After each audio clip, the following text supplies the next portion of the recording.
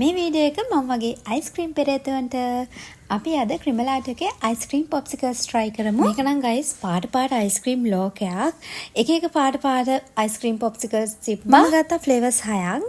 මුලින්ම අපි try කරමු කොකනට් එක. මේක නම් මාරම ක්‍රීමි රසයි.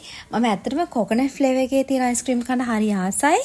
මම මේකට දෙනවා 10 out of 10. ඊට පස්සේ මම try කරන්න යන්නේ Rocky Road එක. මේක chocolate පාටයි. බලමු කොහොමද මේක කාලා.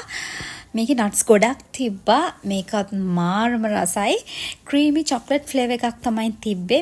මේකටත් මම දෙනවා 10 out of 10. අනිවාර්යයෙන්ම මේක try කරලා බලන්න. ඊට පස්සේ tamarind එක මේක නම් ගොඩක් කැඹුරු රසයි. හරියටම ඇත්තටම සීබලා කෑවා වගේ. මේක tamarind sorbet popsicle එකක්.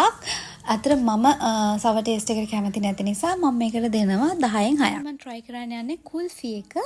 මේකත් මාරම creamy රසයි. අපි බොන බාදම් milk එකේ රස වගේම රස තිබ්බා.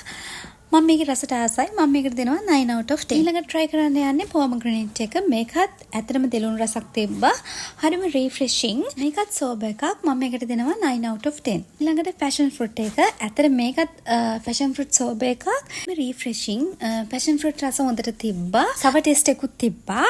මම මේකට දෙනවා 9 out of 10. මම ගත්ත flavors වලින් මම ආසම coconut එකටයි Rocky Road එකටයි ice cream වලට ආසයි. ඔන්න try කරලා බලන්න.